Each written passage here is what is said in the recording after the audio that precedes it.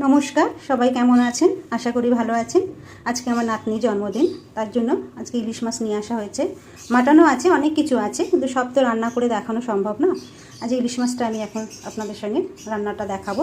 আর এখানে আছে ইলিশ মাছের মাথাটা, এটা আজকে লাগবে না, এখানে তেলটাও আছে। শুধু ইলিশ মাছটা করব সর্ষে দিয়ে নেব, সাদা সর্ষে আর কালো সর্ষে। আমি ওটা আবার ভিজিয়ে নেব কিছুটা সাদা সর্ষে, দেবো কিছুটা কালো সর্ষে। পোস্ত দেব না, পোস্ত দিলে ইলিশ মাছের স্বাদটা নষ্ট হয়ে যায়, আমাদের কাছে ভালো লাগে না। দেবো এই যে বড় দানা কালো সর্ষে, বড় দানা কালো সর্ষেটা নিলে তিতো হয় না কিন্তু।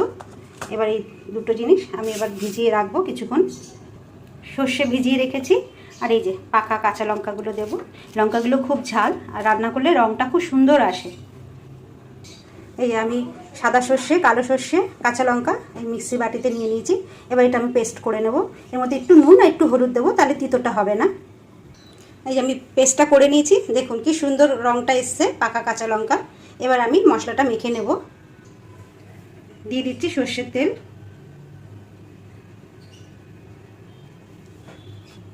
দেবো স্বাদ মতন নুন। আমি 1.5 চামচি নুন দিলাম। দেবো এবার হলুদ আর একটু দেবো এবার কটা কালো জিরে, দেবো এবার পেস্টটা।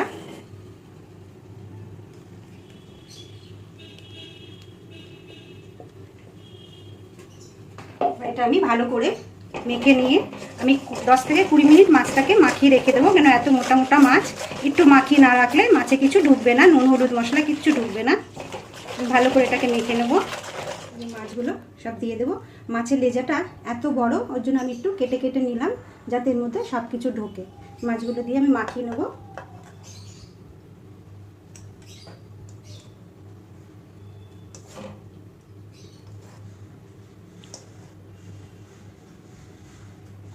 একটু ভালো করে আমি মাখাবো মাছগুলো। কি সুন্দর রং এসছে দেখুন, পাকা কাঁচা লঙ্কা এত সুন্দর রং।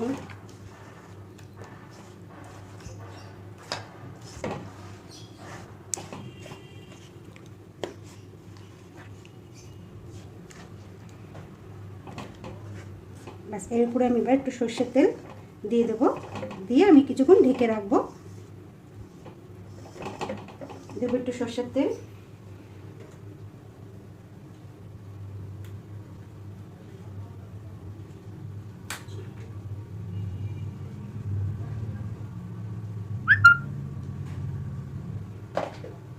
ব্যাস এবার আমি এটাকে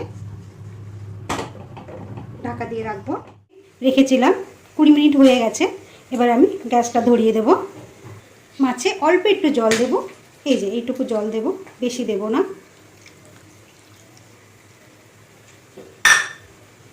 একটু ভালো করে আমি নেড়ে নেব, একটু ভালো করে নাড়িয়ে দিয়ে আমি আবার এটা চাপা দিয়ে দেব।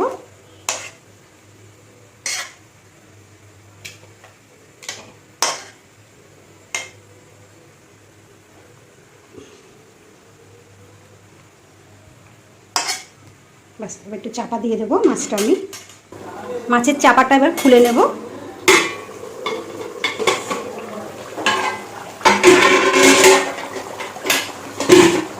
দেখুন কি সুন্দর রং এসছে।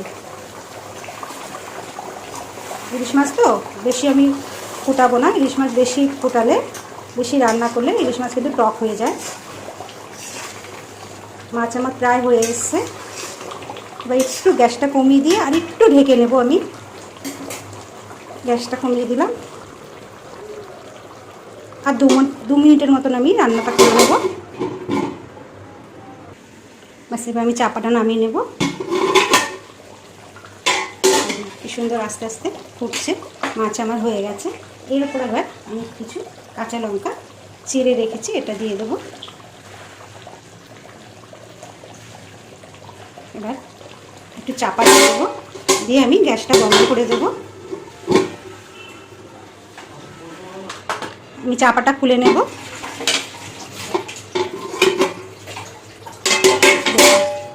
হয়ে গেছে আমার মাছ। আমি মাছটা না কড়াইতেই রেখে দেবো, আমি আর কোনো বাসনে ঢালবো না। দেখুন মাছের রঙটা কি সুন্দর এসছে, মনে হচ্ছে শুকনো লঙ্কার রান্না। ব্যাস, আজ এই পর্যন্ত। যদি রান্নাটা ভালো লেগে থাকে লাইক শেয়ার কমেন্ট করে দেবেন।